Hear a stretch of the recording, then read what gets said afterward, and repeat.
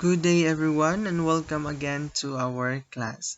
For today, we will be discussing the second lesson in our first module. We will be explaining the different assessment purposes, learning targets, and appropriate methods. Specifically, you are expected to explain the purposes of classroom assessment, distinguish the six levels of knowledge under the cognitive domain, also discuss the psychomotor categories in the psychomotor domain, and we have discussed the six levels of learning objectives in the affective domain, and lastly, you are going to formulate your own learning targets that match appropriate assessment methods. Okay, to start, instructional goals and objectives play a very important role in both the instructional process and assessment process. That is because these serve as a guide to both for teaching and learning process. Also, in communicating the performance of the students to their stakeholders and to provide guidelines for assessing the performance of the students.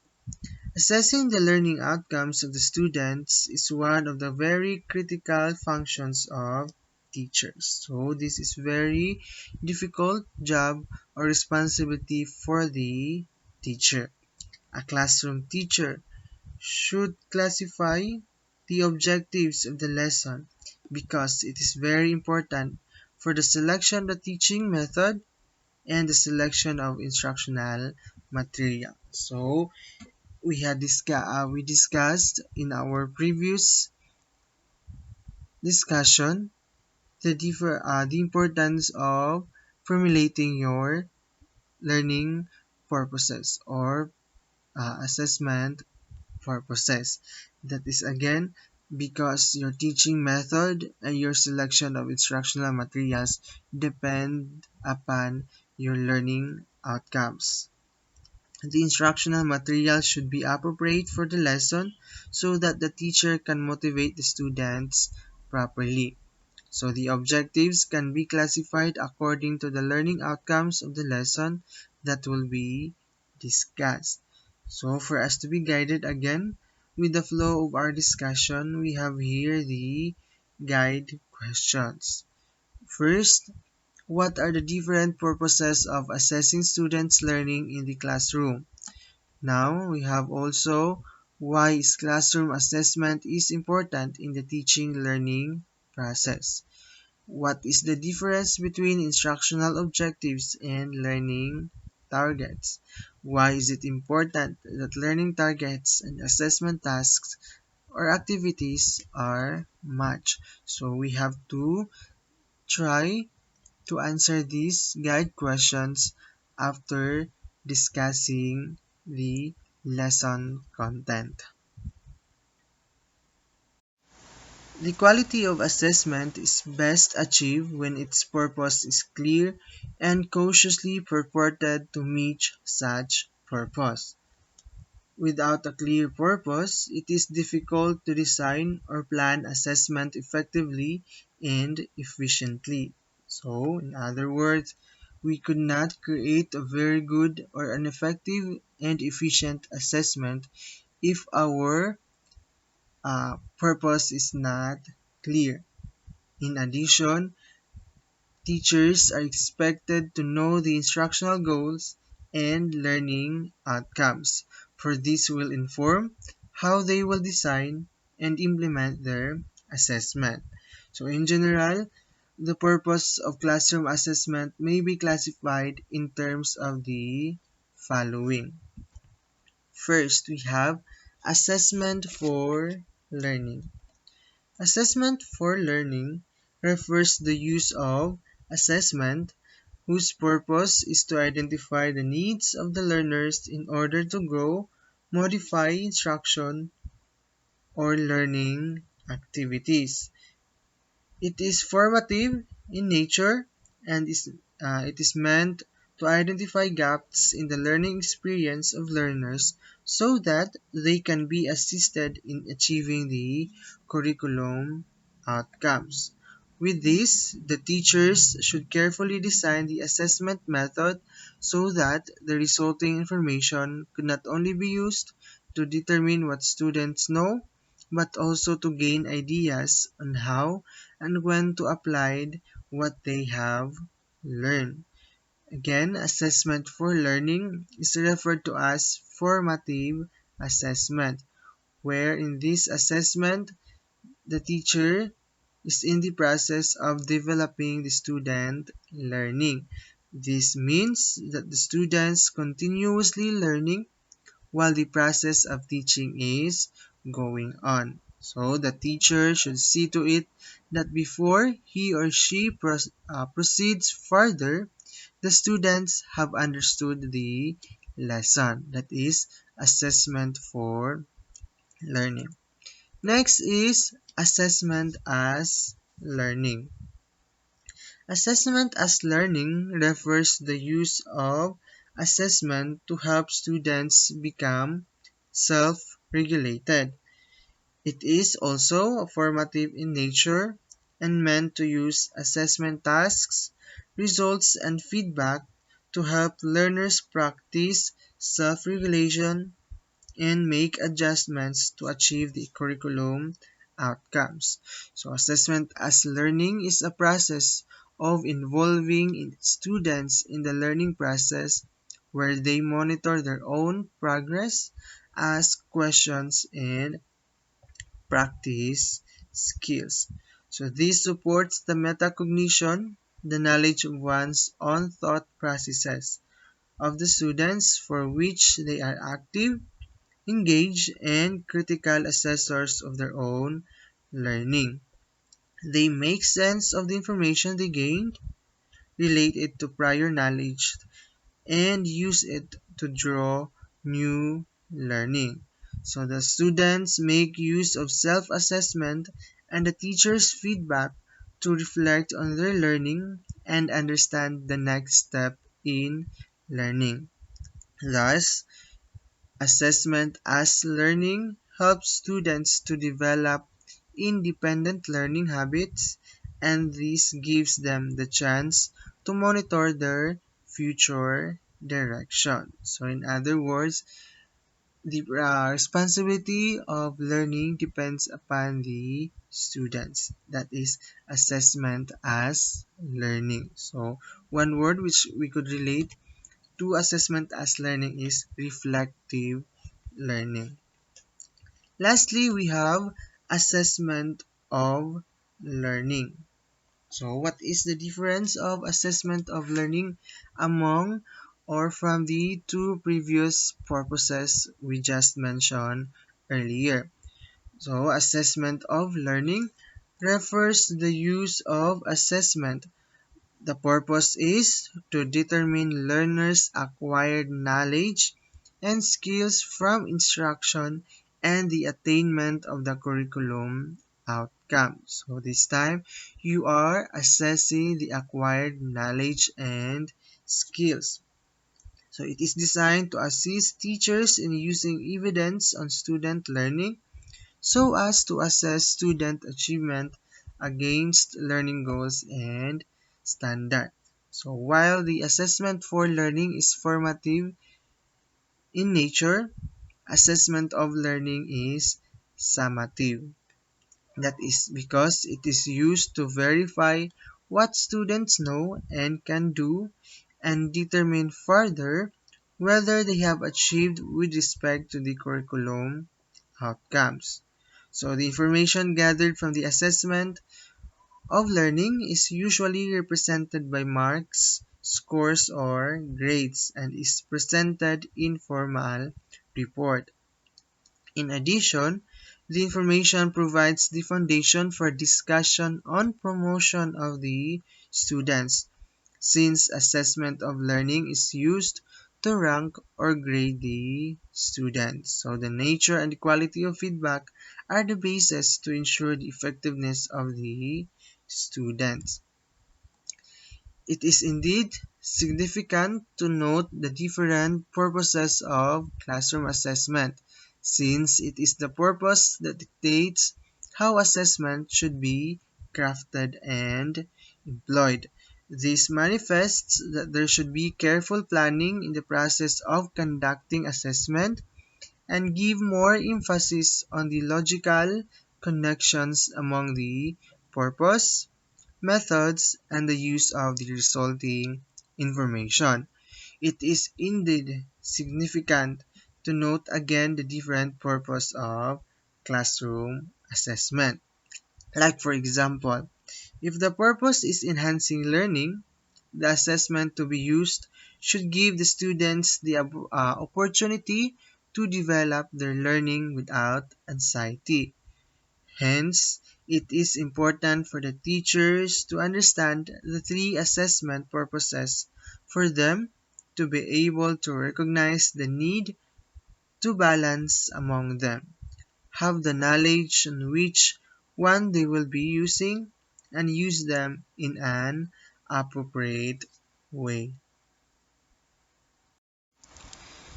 In constructing a clear purpose or purposes in learning, we have first to differentiate educational goals, standards, objectives, and learning outcomes.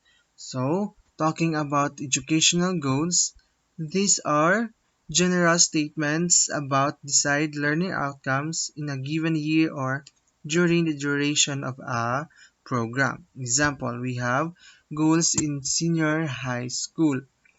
In other words, also, goals or educational goals are broad statement of very general educational outcomes that do not include specific level of performance. Examples are learning problem-solving skills. Also, we have develop higher level thinking skills.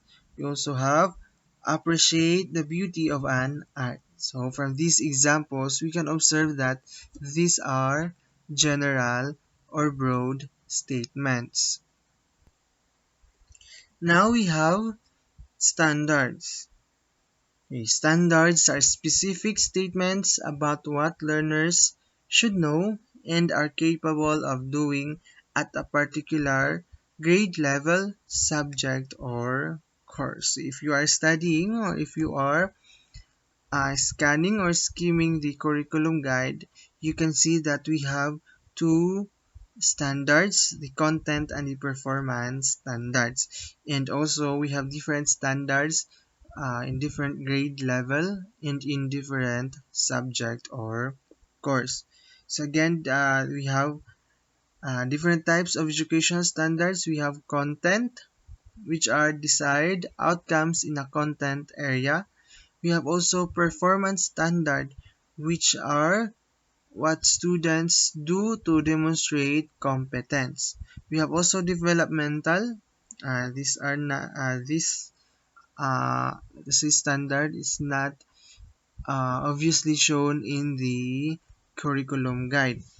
Again, we have developmental standard, which is a sequence of growth and change over time. So from the word develop. Okay, and we have grade level or grade level outcomes for a specific grade. So we have also that in our curriculum guide. Now we have educational objectives or objectives. So educational objectives are specific statements of learner performance at the end of instructional unit. So these are sometimes referred to as behavioral objectives and are typically stated with the use of verbs. So the most popular or we'll be discussing specifically the objectives in our next in the later discussion. Okay. Again, educational objectives are specific statements of what learner performance at the end of instructional unit. And also, these are formulated from a point of view of a teacher. So that is why In the aspect of assessment, we are not using objectives anymore because these are from the point of view of a teacher instead of the learners. Considering that nowadays we are student centered or we are on outcomes based education. Now, okay, so that is objectives. We also have learning outcomes. Okay, learning outcomes are statements on what learners are supposed to learn and what they can do because of instruction. So, statements or learning outcomes are statements of student performance that will be achieved in a single lesson or few days. In other words, learning outcomes are statements on what learners are supposed to learn comparing with the educational goals, standards, and objectives. Learning outcomes, again, are the most specific and lead to more specific instructional and assessment activities. So if you're going to differentiate the four concept or terms, the most specific is the learning outcomes. Okay, we have here example of goal. Okay, you have set and track your own learning goals. So that is your goal. We have also here standards. We have content standard and performance standard. Okay, content standard demonstrates understanding of familiar English words for effective communication. So, how can we achieve this content standard? So that is through our performance standards. So how can we demonstrate understanding of familiar English words? Is through using basic vocabulary to independently express ideas about personal, home, school, and community experiences. Also, we have here an example of educational objectives and learning outcomes deriving from the educational objectives presented. Okay, we have pagbibigay sa mga mag-aaral ng kaalaman at pag-unawa tungkol sa tao, kapaligiran at lipunan. So we have learning outcomes deriving from this educational objective.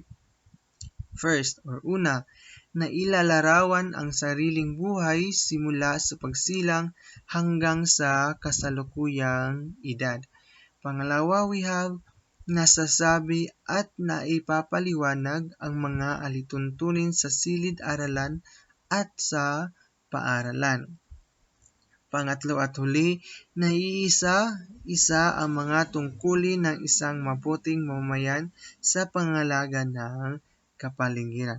So ito ang mga halimbawa ng educational objectives and learning outcomes sa Araling Panlipunan following the K-12 curriculum guide. Okay.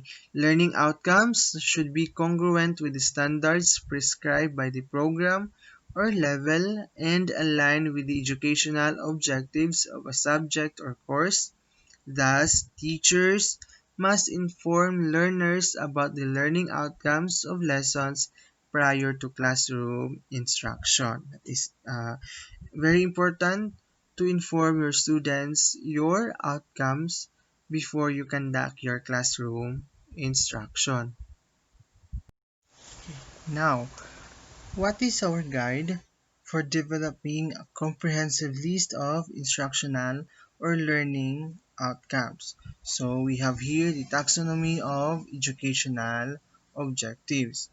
So taxonomy is primarily used in identifying the types of learning outcomes that should be considered when developing a comprehensive list of objectives for classroom instruction. So for us to be guided on what are the things should we include in our learning outcomes, we have here the taxonomy of educational objectives. In this taxonomy of educational objectives, consist of three domains. We have the cognitive, affective, and psychomotor. So these three domains correspond to the three types of goals that teachers want to assess. We have the cognitive or the knowledge-based goals. We have also skills-based goals or the psychomotor domain, and the affective goals or the affective domain. Therefore, there are three taxonomies that can be used by teachers depending on their goals. And in addition, each taxonomy consists of different levels of expertise with varying degrees of complexity.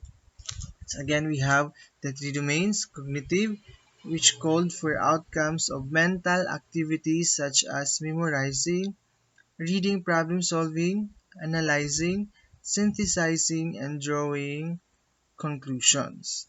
We have also the affective domain, describing learning objectives or learning outcomes that emphasize a feeling, tone, and emotion, or a degree of acceptance or rejection. Lastly, we have the psychomotor domain,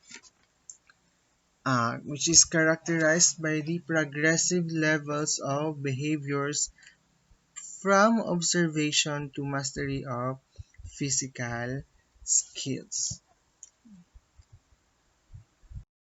Okay, first we'll be discussing the first domain, which is the cognitive domain. So again, cognitive domain are the knowledge-based goals.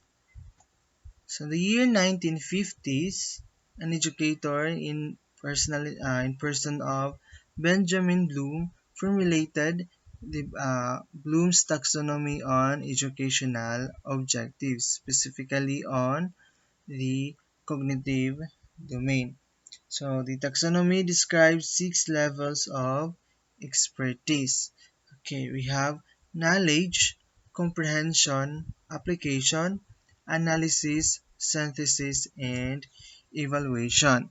So these 6 skills or 6 levels of expertise are divided into two learning thinking skills. We have the lower order thinking skills, that is from knowledge to application, and we have the higher order thinking skills, which start at analysis up to evaluation. Okay, let us try to explain them one by one.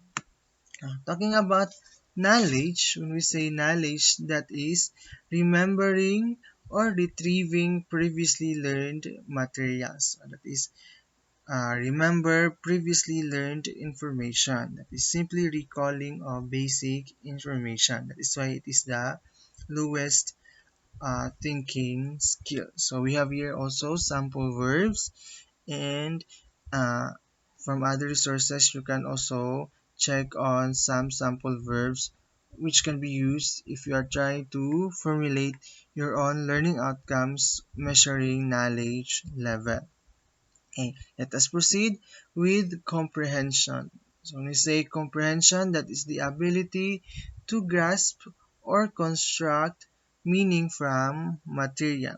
That is demonstrating an understanding of the facts. Okay, let's say, for example, when we say who is our national hero, so that is knowledge. Okay, identify the national hero or identify the heroes of the Philippines. When we say comprehension, let's say uh, generalize or generalize or describe the actions portrayed by different national heroes of the Philippines. So that is comprehension. Now we have the next uh, level is the application, which is applying knowledge to actual situations. So this is the ability to use learned material. Okay, so first we will discuss the first domain, which is the cognitive domain, or that comes from knowledge-based goals. So this first taxonomy is formulated by Bloom or Benjamin Bloom in 1950. So he is the one, or he's the first one who tried to create a taxonomy of educational objectives. So this educational objective domain is consist of 6 levels of expertise. So that is knowledge up to evaluation.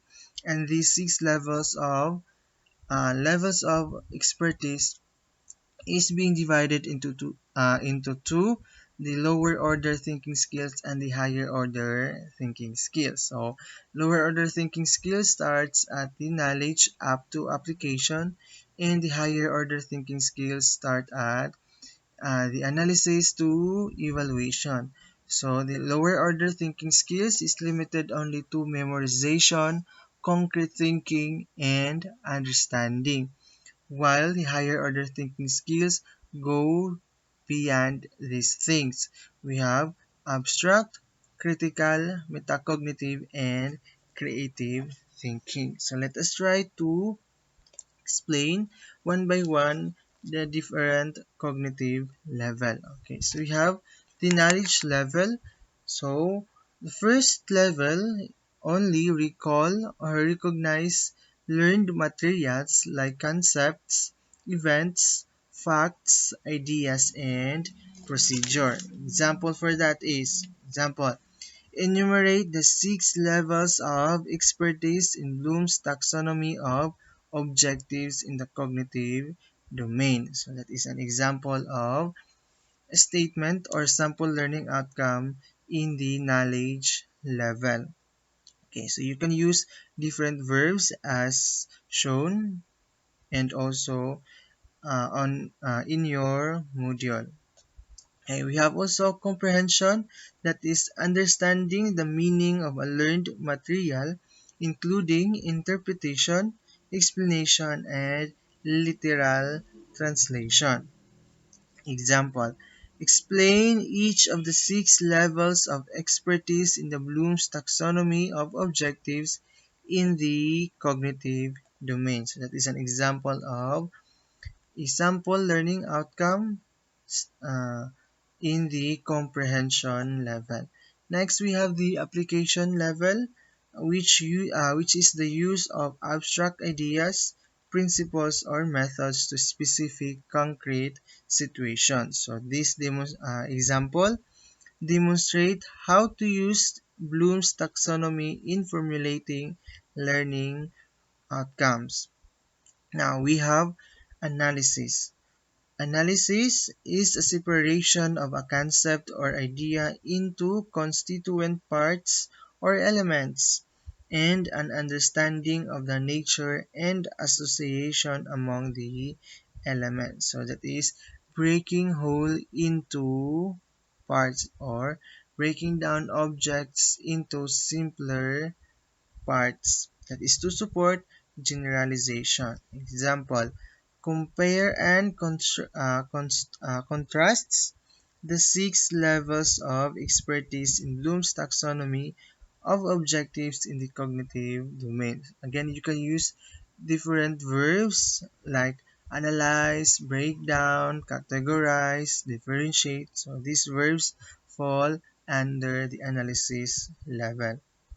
Next, we have synthesis, that is construction of elements or parts from different sources to form a more complex or novel structure. So in other words, synthesis is the opposite of analysis. That is because from smaller ideas or from simpler parts, you create a whole or a new whole information. Okay, example, compose learning targets using Bloom's taxonomy. Lastly, we have the highest level according to Benjamin Bloom, which is the evaluation. That is making judgment of ideas or methods based on sound and established criteria. Example, evaluate the congruence between learning targets and assessment methods. So these are the 6 levels of the cognitive domain formulated by Benjamin Bloom. Now, we have Lorraine Anderson, a former student of Bloom, together with David Grathwohl, revised the Bloom's taxonomy of cognitive domain in the mid-90s, that is in order to fit the more outcome-focused modern educational objectives. So, Lauren Anderson, a student of Bloom, tried to create his own uh, taxonomy, but still, this is just an adaptation of the Benjamin Bloom's. There are just some modification. Okay, so of understanding, we have remember. Instead of knowledge, we have remember rather. We have understand for comprehension, apply for application, analyze for analysis. We have evaluate for evaluation, and create for instead of synthesis. Okay, so definition or the description is still the same. Okay, what are the changes from Bloom's to the revised taxonomy by Benjamin Catwall and Anderson? Okay, first we have the change from noun to verb form. Okay, again we have knowledge to remember, so from noun to verb. Also, we have the interchanging of the last two level, in which if you can observe, with the Benjamin Bloom we have synthesis and evaluation, but we have in Lauren Anderson taxonomy we have evaluate before we can create. So that is the differences, or these are the two differences between the Bloom's taxonomy and the revised one. Okay, now we have the affective domain. So again, affective domain is on the emotions, feelings, and the affective aspect. Unlike the other previous domain, psychomotor domain is arranged according to the level of behaviors from observation to mastery of physical skills. If you can recall, cognitive domain is arranged or categorized into order thinking skills, or the levels were arranged according to the order of thinking skills. On the other hand, the affective domain is being categorized or arranged according to the degree of internalization. Okay, so first we have the Simpson's taxonomy. So we have perception, set, guided response, mechanism, complete overt response, adaptation, and organization. So these are the 6 levels of the psychomotor domain, or seven rather, 7 levels of psychomotor domain described by Simpson. Okay, first we have the perception. So when we say perception, that is the ability to use sensory cues to guide motor activities. So examples: detects nonverbal communication cues. So it is just detecting sensory cues. Okay. Next we have set, which is mentally, emotionally, and physically ready to act. It includes uh, physical, mental, and emotional sets. So these 3 sets are dispositions that predetermine a person's response to different situations. Sometimes we name that as mindsets. So this subdivision of psychomotor domain is closely related to the responding to phenomena in the affective domain. Now we have the third level, which is the guided response, which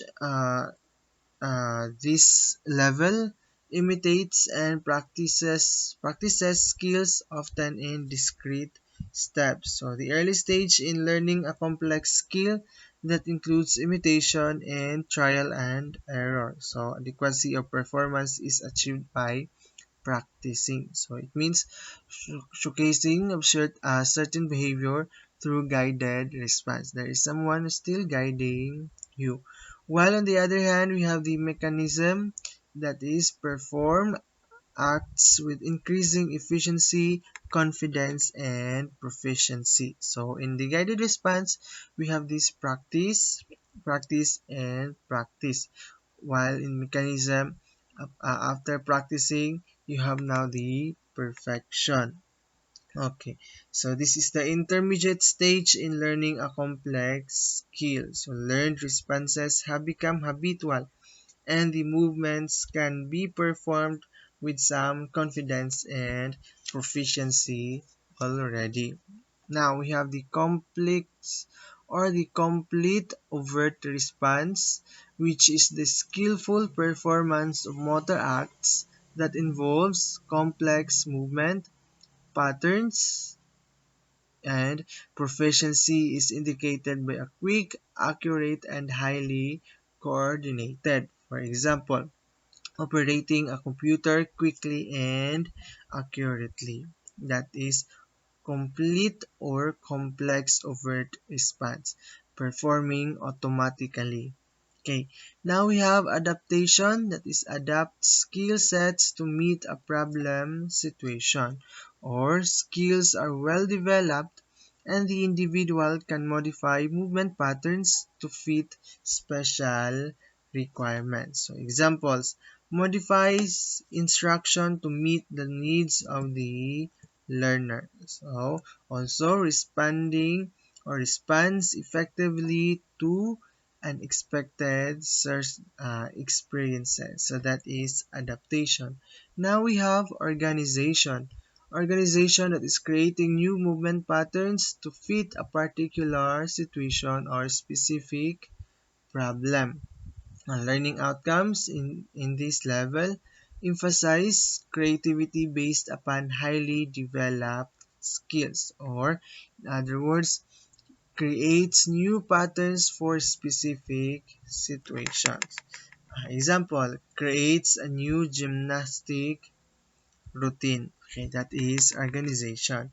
So aside from the Simpsons psychomotor domain, we have also other popular versions used by educators. First, we have the Haro Anita on 1972, which has now uh, 6 levels of psychomotor domain. That started with the reflex movements. So when we say reflex movements, according to Haro, that is reactions that are not learned, such as involuntary reaction. Okay, for example, flexion, stretch. So these are not learned. This is an involuntary reaction. Now we have another example, blinking of your eyes or eye. So that is not learned, it is natural or automatic. Now we have fundamental movements. So these are basic movements such as walking or grasping. Okay, fundamental or basic movements. Now we have perceptual abilities, or other books use the word perception. Perception.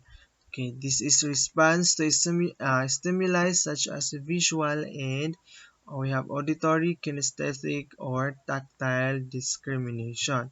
Example, coordinated movements such as jumping rope, panting, and catching. That is perceptual abilities or perception. Now we have physical abilities, or what we commonly known as the fitness. That is stamina that must be developed for further development such as strength and agility.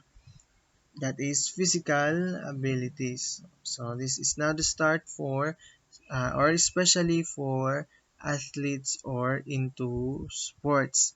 Now we have skill movements.